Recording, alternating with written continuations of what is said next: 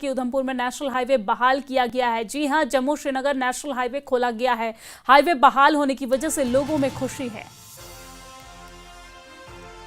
तो बड़ी जानकारी हम आप तक उधमपुर से पहुंचा रहे हैं, जहां पर लगातार बारिश की वजह से, भूस्खलन की वजह से नेशनल हाईवे लगातार बाधित था, जिसकी वजह से लोगों को काफ़ी परेशानियों का सामना करना पड़ रहा था। लोगों को काफ़ी लंबा सफ़र करना पड़ रहा था क्योंकि ये मार्ग बाधित था। लेकिन एक बार फिर से नेशनल हाईवे बहाल कर दिया गया है। लोगों में, यात्रियों में खुशी है। लगातार प्रशासन की मेहनत जो है वो रंग लाई है। सड़कों से मलबा हटा दिया गया है।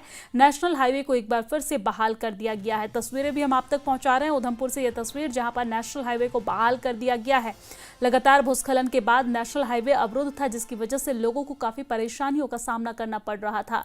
लेकिन यहां पर काम करते हुए प्रशासन ने तुरंत नेशनल हाईवे को बहाल किया और इसके बाद अब लोगों में खुशी है, क्योंकि ये नेशनल हाईवे बहाल होने की वजह से लोगों की परेशानियां जो हैं वो खत्म हो जाएगी।